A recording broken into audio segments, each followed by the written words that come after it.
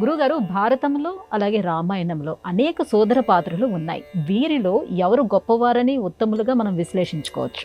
భారతంలో దుర్యోధనునకు 100 మంది సోదరులు ఉన్నారు. కర్ణునికి సోదరులు ఉన్నారు. ఇటు పాండవులలో ధర్మజునకు సహోదరులు ఉన్నారు.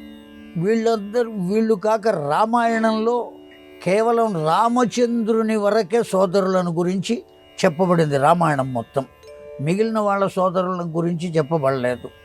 అక్కడక్కడ ఫలానా వారు ఉన్నారు అని వాల్మీకుల వారు చెప్పినప్పటికీ ఆ సోదరుల యొక్క చరిత్ర లేదు. కేవలం రామచంద్రుని యొక్క సోదరులు భరత, లక్ష్మణ, శత్రుఘ్నుడు. వీళ్ళు ఉన్నతమైన వారా, వారు ఉన్నతమైన వారా అని ఆలోచిస్తే భారతంలో ఉన్నటువంటి ధర్మరాజు యొక్క సోదరులే రాముని సోదరుల కన్నా గొప్పవారు.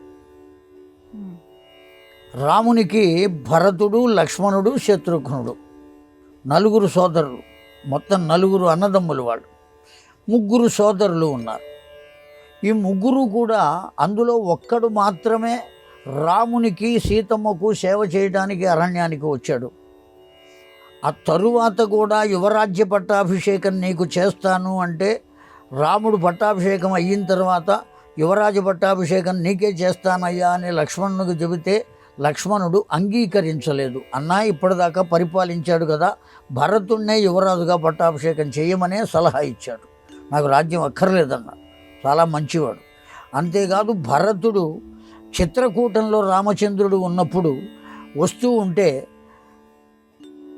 వాళ్ళ తల్లి అయోధ్య నుంచి మనల్ని పంపించేసింది, ఇతడు ఎక్కడ నుంచి కూడా మనల్ని పంపడానికి చూస్తున్నాడు, నేను ఇక్కడి నుంచే ఆ భరతుడిని సంహరిస్తాను అని లక్ష్మణుడు చెప్పినప్పుడు రామచంద్రుడు లక్ష్మణునితో ఓ మాట అన్నాడు, భరతుని వంటి తమ్ముడు లభించడయ్యా అని చెప్పాడు. ఎవరితో చెప్పాడు ఈ మాట? లక్ష్మణునితోనే చెప్పాడు. అయినా లక్ష్మణుడు ఏమీ మాట్లాడలేదు. కానీ లక్ష్మణుడు కూడా కొన్ని సలహాలు రామచంద్రునకు ఇచ్చినట్టుగా రామాయణం చెబుతున్నది. శత్రుఘ్నుడు అసలు పెద్దగా కనపడడు. భరతుడు కొంతకాలం పరిపాలన చేశాడు. కానీ భారతంలో ఉన్నటువంటి పాండురాజు పుత్రులైన 5గురిలో ధర్మరాజు సోదరులైన మిగిలిన 4 భీమ, అర్జున, నకుల, సహదేవులు. విశేషం ఏమంటే నకుల సహదేవులు ఇద్దరు కుంతీదేవి కొడుకులు కాదు, మాద్రి యొక్క కొడుకులు. పాండురాజుకు కలిగినటువంటి వాళ్ళే, కానీ మాద్రికి కలిగిన వాళ్ళిద్దరు. కుంతీదేవికి కలిగిన వాళ్ళు 3. ఈ 3 ఆ 2 5గురు మొత్తం వాళ్ళు. ధర్మరాజు జూదం ఆడుతూ తన తమ్ముళ్లను కూడా జూదంలో పెట్టి ఆడి ఓడిపోతే ఆ తమ్ముళ్ళు కూడా నోరు మెదలకుండా ఉన్నారు. ఆ ధర్మరాజు మీద ఏమాత్రం యుద్ధాన్ని ప్రకటించలేదు, ఏమీ చేయలేదు. వాళ్ళు కూడా కౌరవులకు సేవకులయ్యి ఉన్నారు.